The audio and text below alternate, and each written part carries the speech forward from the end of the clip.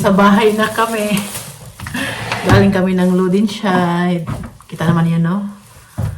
Yung ano, saan tayo nagpunta. Sadya talaga namin doon ay sila Kayla magtingin ng jacket. Samahan namin sila. At nabili lang ako sa Asian store ng pansit. At may binili din tayo parang sabaw para kay Uma. At syempre, ito din ang isa sa sadya ko doon. Ang malunggay. Dahil magluto kami ni Rafaela ng ako, tinulang manok at Rakila magawa ng ano, lauoy. So, kung sa Bisaya pa, utan. At nabili din tayo ng sardinas dahil wala na akong sardinas sa bahay. Hindi ko alam kung ilang weeks na or ilang buwan na ang last namin kumain ni Michelle ito. Hindi ko na maalala. Ngayon, nabili ako nito dahil plano ko next magluto ay lalagyan ko siya ng bihon. Yung sutanghon. Yung paborito ko talaga. Ito, dalawa lang palang binili ko, no? Sige lang. At nabili din tayo ng ampalaya. Lalagyan natin ito ng itlog. Siguro pag kinain ko ito doon ako, ano ko siya Kaela para dalawa kami. Hindi na to siya dapat tagalan lutuin dahil medyo na plat-plat na to siya, oh. Ang iba din doon may mga damage na doon. Yun lang yung nabili natin. At may binili pala ako sa Tika Max na ano, kukunin ko muna. Bumaba muna tong anak ko. Nagbili din pala ako nito, oh. Pinakita ko to sa inyo kanina doon. Tikman natin, konti lang dahil diet tayo, no? Oy, ano na pala, no? 7 kilos pa yung last na sinabi ko na nabawas na akin ngayon. Parang ngayon 8 kilos na siya. 8 kilos na. Sana all. Woo! Alam mo, sarap naman tingnan ito. Tingnan lang natin. Konting-konti lang yung titikman. Kainin natin. Mura lang kasi siya. 3 euro 49. At ano siya, made in Italy. Yung bango naman ito. Ano talaga yung ano niya, yung ano ba? Chocolate talaga siya. Kala ko mango. Binuang lang, eh. Mag-joke-joke. Ito pa nagsaba kay... Yung ice niya sa taas, parang ano na siya. Niawas na. Bisaya pa niawas na. Uy, ang sarap nito, eh. Kita ko sa inyo kung ano siya. Ano.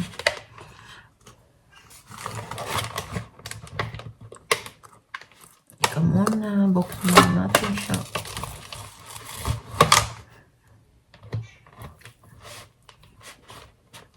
Tikman natin. Konti lang yung kainin natin, guys. Pag kayo maglalay, ito lang ganito lang. Oh. Sarap siya. Okay na to.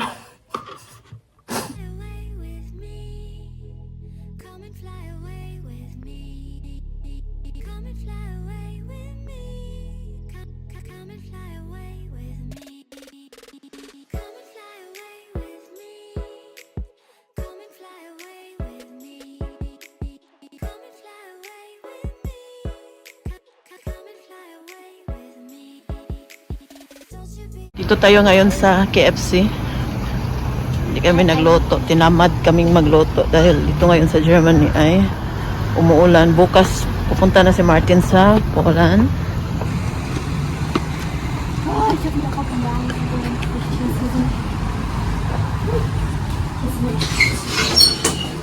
Nandito kami ngayon sa KFC. Papakita ko sa inyo yung dala ko.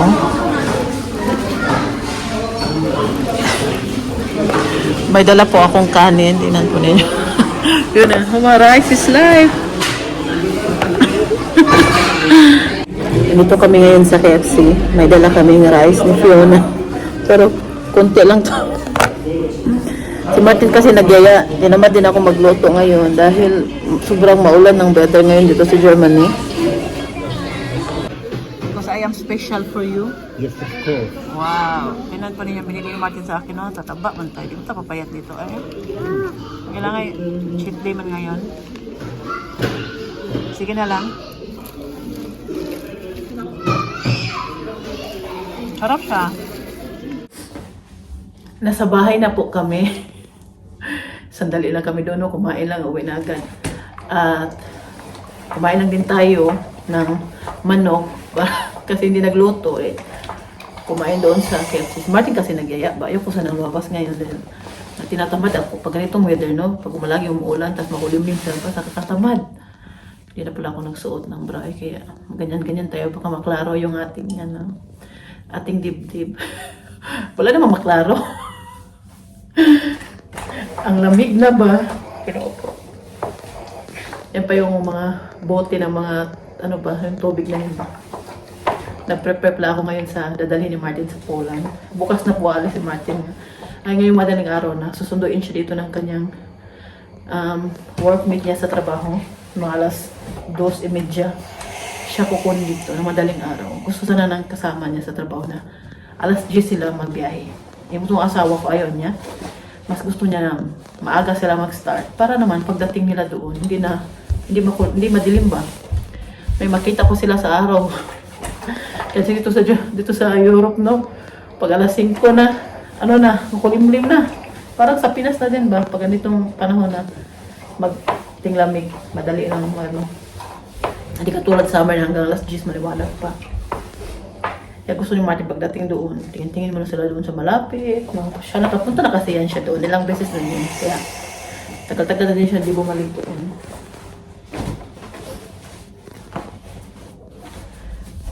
Balik siya dito ay Bernes. Bukas sila magbiyahe. So, mag-start sila ng trabaho sa Martes pa. Tas, balik sila sa Bernes ng gabi. Siguro mga gabi, late. Late na siguro yun siya darating dito. Kasi sa Bernes, ano pa yan sila? 3 naman silang magbiyahe. So, puli-puli sila mag-drive ba. So, 3 silang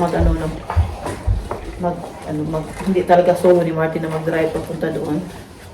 So, galing dito sa amin, 7 hours yung biyahe. Dadaan sila ng Berlin. Berlin ba yun o Dresden? Dadaan sila doon. At, kasi yung sa Poland na company nila, Martin, malapit lang siya sa borders ng Germany. Sabi ni Martin, meron daw mga gandang damit doon na bilihan. Sabi ko, huwag na wag akong bilan Ako dapat mamili kay baka yung bibilhin mo hindi ko magustuhan. Sayang naman, di ba? Or baka i-send mo muna yung picture kung ano bibilhin mo. Ano bibilhin mo para sa akin. Okay naman, wala ko sa loob mo. Saka ano naman, yan siya magtagal doon. 3 araw lang this week. Bali, 3 araw lang yung trabaho nila. Tapos, alis silang mayang madaling araw, Lunes. Tapos balik sila, Bernes. Tapos, Lunes na naman ulit, balik na naman, Bayis na naman ulit. Tapos yan lang muna ang 2 weeks na magpasain si Martin doon. Kasi hindi ko po kaya na ako lang mag-isa dito. Alam naman po ninyo na may alaga tayo na.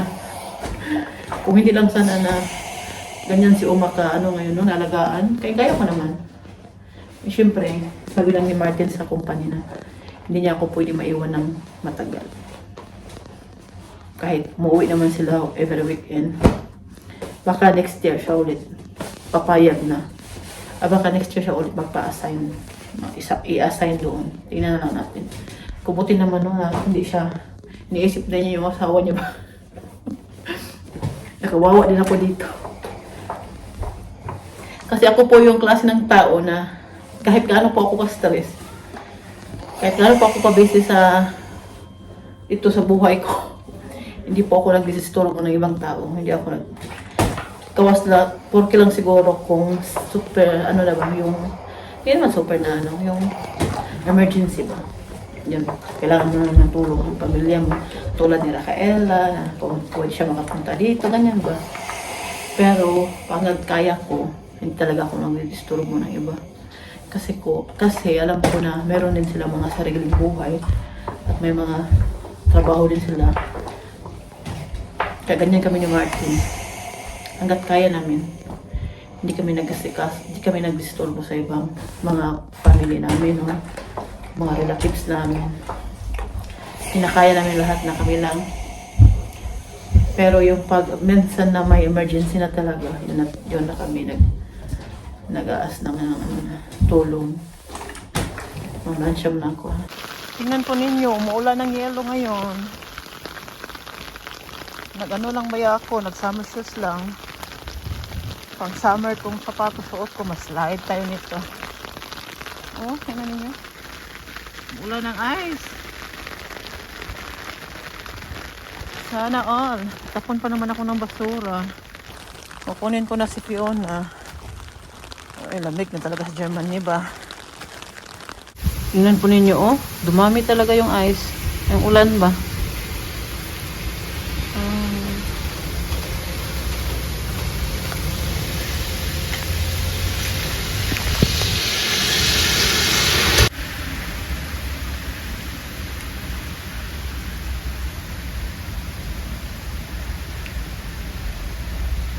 Ayan ang niluto ko ngayon na kinain namin ni Michelle. Kami lang dalawa kumain ito.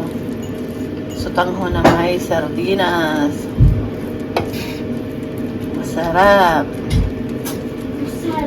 At ito naman kay Fiona at Philip. Ito sa kanila. Manok. Nilagay ko sa air fryer. Ito kami ni Fiona ngayon sa city. Oh. Ano pa? 17 minutes na lang. Darating na yung bus na sasakyan namin. Sobrang lamig po ngayon dito. Grabe. Sakit sa sakit sa balat yung lamig. Para bang yung nasa freezer? Alam mo yung nasa freezer ka? Yung anong nasa freezer ba? Pagbukas mo sa freezer ba? Ganyan talaga kalamig ngayon. Uy, inoo ko. Kalimtan na akong isda. Marami na ikaunon sa akong mga anak karon. Oh, sa dorade? Oo, kaon. Kaon na nag-isda pero dorade rapod. Michelle mo kaon. Si Michelle mo kaog lax. Katong ginan ako niya ugma ano na nako. Tapos na lang ako Di pa na ako nalutuon karon putang pa na ako na sa ref. Ang prito ba? Magani ugma pa gani. Ano problema mo prito sa mo? Di ba may mga di mo na sila magkamog prito. Ang dorade gani. Mauli na ang pinakagwapa sa Plettenberg. Mayora. Kay magsundo pa ako kay Fiona. 3:49 darating ang limousine. Uwan mo. Sige mag-uwan. Tapos siya naman ni. Oy. Sige uwan. Kawawa naman si Fiona. Ay, natulog. Si Fiona, no, pagpunta sa eskwelahan, ganyan pa yung, makulimlim pa. Pag uwi niya, ganyan pa rin yung weather. Makulimlim na din. Ganyan talaga pag winter pa na, pag lamig ba. Balot na balot man si Fiona, kapal ng jacket. Naantok na yan siya. Mag alas 5 pa dito, tinan pa ninyo. Makulimlim na sa labas. Tinan mo ninyo, maliit pa ni Fiona dito ba. Parang kailan lang ngayon, ang laki-laki na, dalaga na. Tingnan ninyo. Ito pa, si Michelle, si Philip. Mga nakis ko, parang kailan lang, no? Ngayon, mga binata talaga na. Hindi mo na sila mauto minsan. Nagagalit na. Bago ako matulog or bago ako akyat sa taas, inintay ko kasing magising si Uma ba. Hindi ko pa nabigay yung gamot niya. Tulog kasi siya. Hindi ko alam anong oras magising yan. May appointment pa ako bukas. Hindi ko ka din pwede kasi gisingin kasi kung gisingin ko siya hindi yan diniinom. Magagalit yan siya. Kaya kailangan ko siyang hintayin. Ay, tingnan po ninyo yung itsura ko. Dumami na naman yung mga puti-puti kong buhok. Hindi madali na ako lang mag-isa dito sa bahay. Sa totoo lang. Dahil meron po akong pag-alala. Pag-alala ba na sana na hindi ako mahirapan maalagaan si Oma na wala dito si Martin. At sana na hindi ako mahirapan na painumin siya ng gamot o painumin siya ng tubig. Yun ang mga iniisip ko araw-araw, tas marami pa akong trabaho dito sa bahay. Sabi ni Michelle kanina, Mama, tawagan mo ako pag kailangan mo ng tulong. Sa pag-alaga po kay Oma, magpapuna sa kanya, magpakain sa kanya, walang problema yan sa akin, kayang-kaya ko yan. Ang pinag-alala ko lang talaga kung hindi siya iinom o hindi siya iinom ng gamot niya. Yan lang talaga dalawang bagay na ang kinatatakutan ko or nag-alala ako dahil wala dito si Martin. At alam ko naman makatawag naman ako anytime sa emergency, no? Pero iba pa rin yung matakot ako, manervous ako ba. Kaya yan talaga yung pinagdadasal ko tuwing gabi bago ako natutulog na sana bukas. Lord, kahit gaano kahirap or ka-stress yung trabaho ko bukas kay Uma. Pero sana hindi ako mahirapan na painumin siya ng gamot or yung painumin siya ng tubig or tea, kahit ano yung ibigay ko sa kanya. Ngayon kasi natulog siya, hindi pa siya nakainom ng gamot, yung gamot niya sa gabi. Yan yung minasal ko. Bernice, nandito na si Martin. Hindi ko alam kung anong oras. Basta maaga daw sila mag-start doon, magbiyahe. Bali yung work niya ngayong week na to, 3 araw lang. Nag-start sila ng Martes, Merkulis, Huwebes. At libre sila hotel, libre sila ng breakfast, libre sila ng lunch. Pero yung dinner nila, sila na yung bahala. Kung bali kanilang sariling pera na gagamitin. Yung breakfast naman nila ay sa hotel. At yung lunch naman, doon naman sa company nila. Next week daw, bali 2 taga-opisina daw ang sasama. At 2 lang sila, Martin na lalaki, at 2 babae. Yung 2 babae ay yun ay sa office daw yun. Kasama nila. Yung kasama naman niya ngayon doon, hindi na niya kasama next week. Iba na naman yung kasama niya. Sabi ko kay Martin na sana hindi palagi yung mangyari na doon kay Isay dahil sa totoo lang po, takot ako pag ako lang dito sa bahay. Marami akong, ewan ko ba, ako yung klaseng tao na maraming takot sa buhay. Kahit ano na lang yung iniisip ko. Ang buto Tapos meron pa akong, basta na, kahit tingnan po yun, dami na naman ako mga puting-puting buhok na lumalabas dahil sa stress pa, maraming iniisip. Tapos, nasa-stress pa ako sa weather dito, sumakit yung shoulder ko na naman. Ito talaga yung problema ko tuwing lumalamig dito sa Germany. Pag malamigan siya, kahapon talaga ito nag-start ba, nalamigan. Alam niyo yung malamigan yung ano ninyo? Yung sakit na naramdaman ba? So, sarap ipa-massage. Yung may maghilot sa'yo ba? Namagiga ka lang. So, yan talaga yung, pag-usapan pa namin kanina ni Lovely, magpa-massage kami doon sa kaibigan ko na Thailander na, sarap mag-ano noon. Dito sa Plettenberg, malapit lang dito sa amin. Sabi ko sa kanya, magpa-massage kayo, sabihin niyo sa akin para magsabay-sabay na tayo. Magpa-appointment kami sa kanya. Kaya hindi mo siya masyadong mahal. Kaya kumpara doon ka sa ano. Sa naalala ko, last time nung nagpa-massage ako sa kanya, 25 euro lang yung bayad ko. 45 minutes ata yun. Sabi ko, doon tayo sa kanya. Kasi kilala ko yun, sobrang close yun sa akin na Thailander na kaibigan. Classmate ko siya noon sa German language. Yun yung ano ko, start magpamassage ba? Grabe, ang lamig talaga dito kanina. 1 degrees lang po kanina ng umaga. Kaya nagpapasalamat ako ba na hindi na naglalakad yung mga anak ko or hindi na kami naglalakad tuwing umaga kung si Martin ay pang umaga sa trabaho. Kasi pang umaga si Martin, wala si Martin dito sa bahay. Sinasamahan ko talaga yan si Fiona tuwing umaga maghatid sa kanya sa eskwelahan. Buti na lang sakay na sila sa kapitbahay namin sa 2 ni Philip kaya hindi naman din palagi na morning shift si Martin pa. Iba-iba naman yung schedule niya sa trabaho every week. Tapos pasalamat ako ngayon dahil araw-araw na sumasakay sa kanila yung 2 kong anak. At hindi na sila hindi na sila lalamigin maglakad every morning kung mag-snow or yung ano ba, sobrang lamig. Diba? Kaawa naman tayo kung mag-ulan. Naawa talaga sa mga anak ko.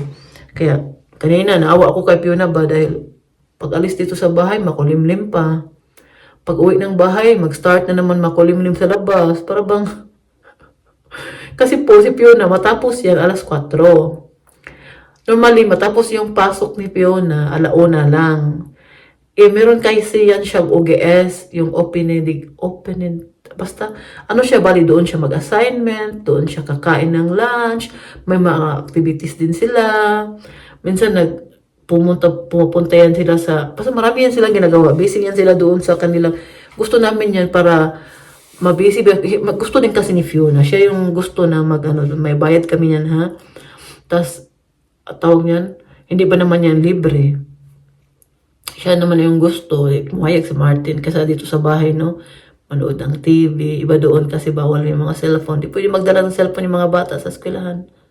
Bawal yan.